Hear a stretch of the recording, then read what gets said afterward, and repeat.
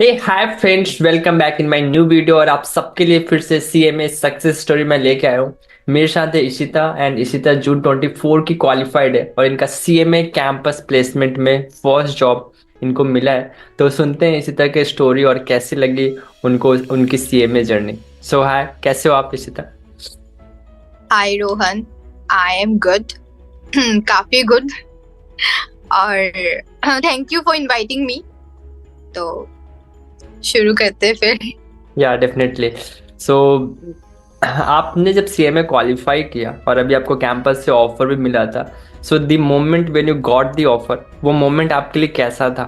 मतलब वो ऐसे बोलते ना, मैनिफेस्टेशंस कमिंग इनटू रियल, तो वो बिल्कुल वैसा वाला ही मोमेंट था।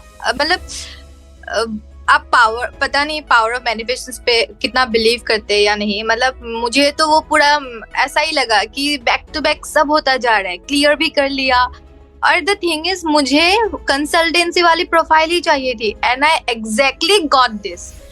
मतलब ऐसा भी तो हो सकता था ना कि ये कंपनी नहीं आती, लेकिन ये इसी कंपनी को आना था। और फिर सेम प्रोफाइल, मतलब वही, everything worked out. I great. Am very grateful right now. So आपने मेरी मेंटरशिप भी ली थी, आपको कैसा लगा like during your campus journey? हाँ, अरे आपकी मेंटरशिप से तो मतलब बहुत कुछ ऐसा जो कॉन्फिडेंस लेवल होता है इंग्लिश में बातें करना, that actually help during the campus interview process. आपने मुझे वो एसएपी के लिए गाइड भी किया था, तो एसएपी प्रोफाइल के लिए आपके वहां से ही मैंने सब कुछ लिया, मतलब जितने भी नोट्स बनाने थे। फिर आपने बोला था जैसे आईओसीएल, मतलब जो हमारा कैंपस था उससे पहले तो आपके वहां पे क्लासेस चल रहे थे, तो कंपनी के बारे में सब कुछ जान के जाओ। तो दैट एक्चुअली हेल्प्ड। मैंने पूरी मतलब कंपनी की पूरी प्रोफाइल खोज डाली, हर जगह से, लिंक्डइन से हो चाहे नेट से मिले, कहीं से भी, मतलब जहां से भी मिल रही है मैंने पूरी।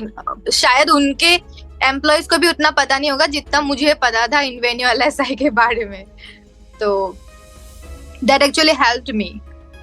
ओके, एंड मेरे जो नोट्स थे अपार्ट फ्रॉम लाइक एसएपी, जो कॉस्टिंग इंडेक्स से सबके मैंने आपको नोट्स दिए थे, हाउ वाज इट हाँ फॉर हाँ, you? That was very very helpful. अब किसी भी प्रोफाइल के लिए प्रिपेयर कर रहे हो, आपके नोट्स काफी कंसाइज थे, क्योंकि हम इतना पढ़ के आते हैं, उसके बाद और थोड़ा टाइम चला जाता है ना फिर। और मतलब क्या हुआ था, हमारे साथ तो यही था कि पीपीओपी का खत्म हुआ, कॉन्वोकेशन हुआ, एंड फिर मतलब तुरंत ही प्लेसमेंट का आ गया था।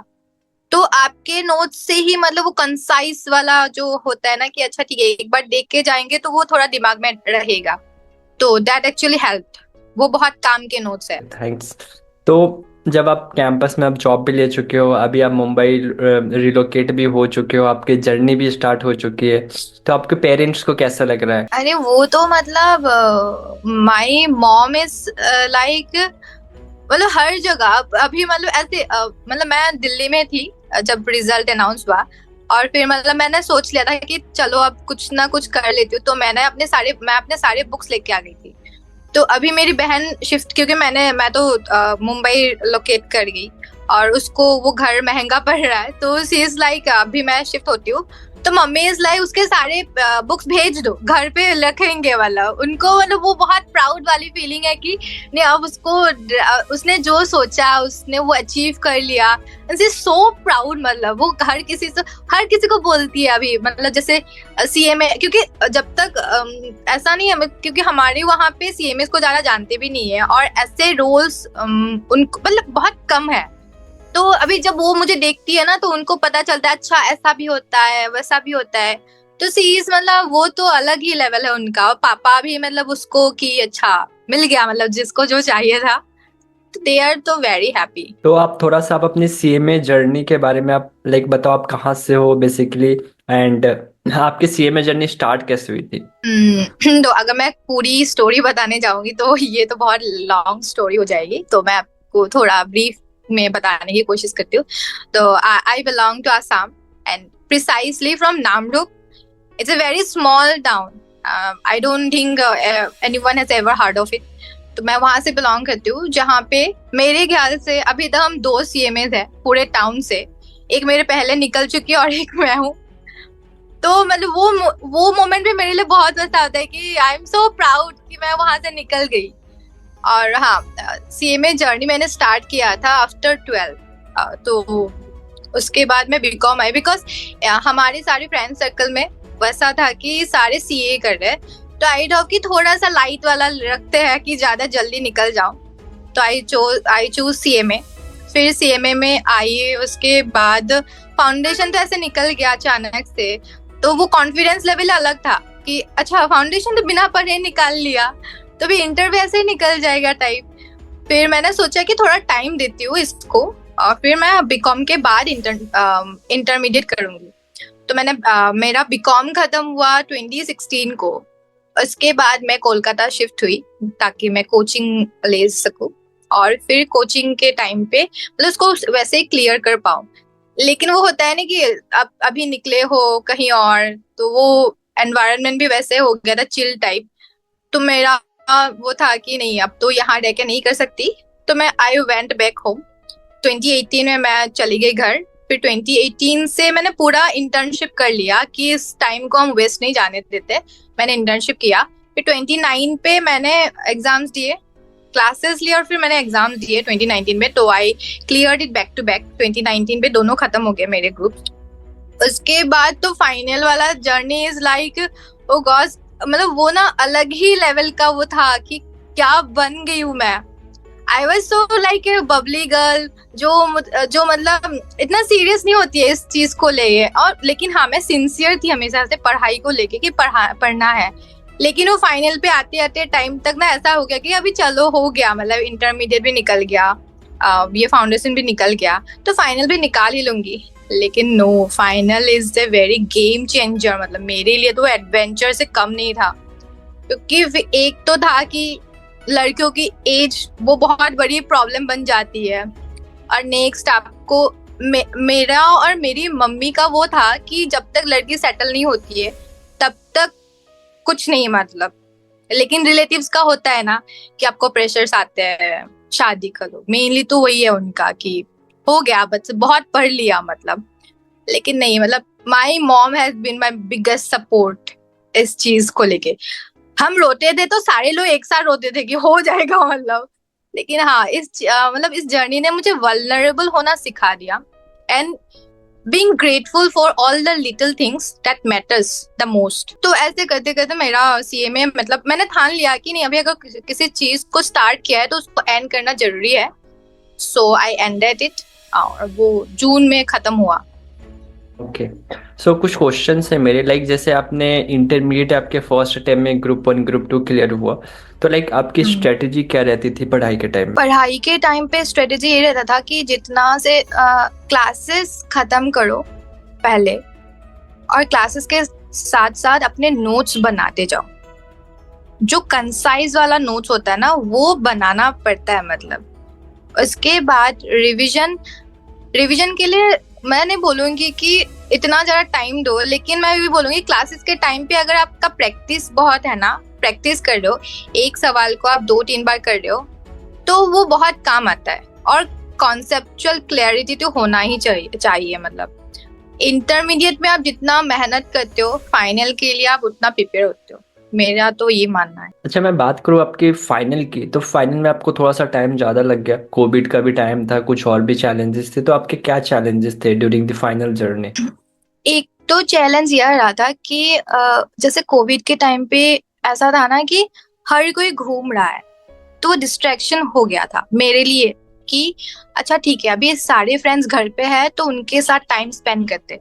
तो 1 साल तो उस पे गया कि चलो ठीक है, घूम लिया, कुछ कर लिया।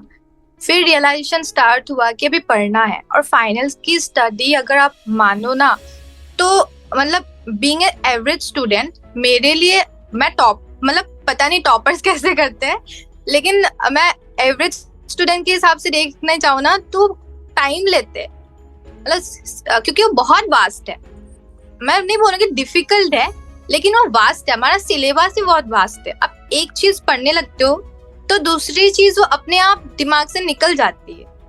तो इट्स बेटर कि आप थोड़ा थोड़ा करके पढ़ो।